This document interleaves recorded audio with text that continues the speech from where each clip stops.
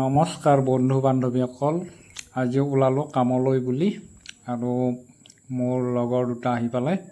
এতিয়া আমি কামলৈ যাম, গোটেইকেইজনে কাম কৰিম। স্কুল এখনত আৰ্টৰ কাম আছে, কিবা লিখা আৰু ছবি অঁকা।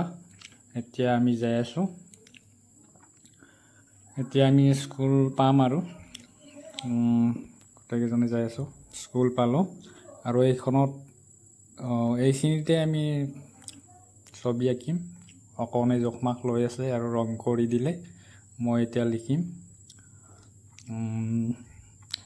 মই এতিয়া লিখিব আৰম্ভ কৰি দিলোঁ, লিখি আছোঁ। আৰু ৱালখন ইমান প্লেইন নহয়, বহুত সময় গ'ল আৰু প্লেইন নহ'লে লিখিও ভাল নালাগে, টাইম যায় আৰু আখৰো সিমান ঠিক নহয়। তথাপিও লিখি আছোঁ বৰ্তমান।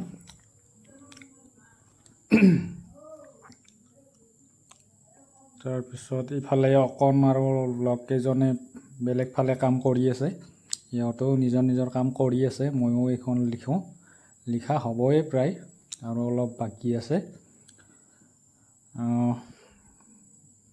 ইফালে ৰ'দতো অৱস্থা নাই, মানে কি কৰিম আৰু কিবাকৈ লিখি আছোঁ।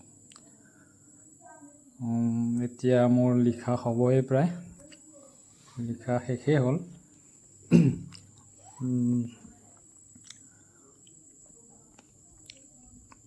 হ'লেই দিয়ক, আৰু বেছি নাই। 2 ঘণ্টামান সময় গ'ল।